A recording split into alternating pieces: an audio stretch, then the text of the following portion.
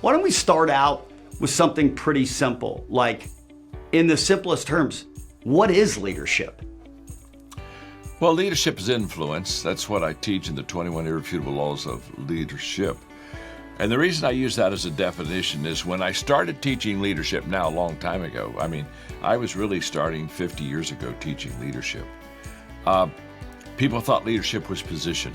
They thought it was title. In other words, they thought it was a noun when it's really a verb. It's not who you are, it's what you do.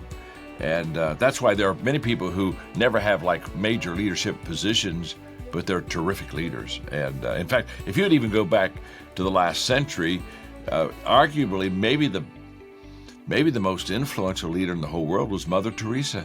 Mm-hmm. And she was a nun in a small order in Calcutta, India.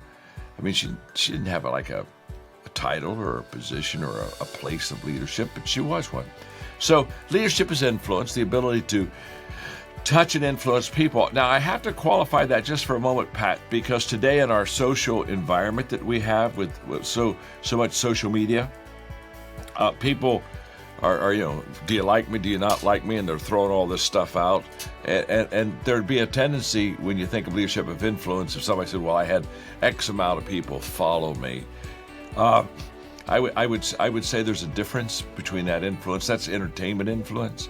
That isn't, leaders have purpose. Leaders going somewhere, they have an intentionality about them to go and help people go from one point to another.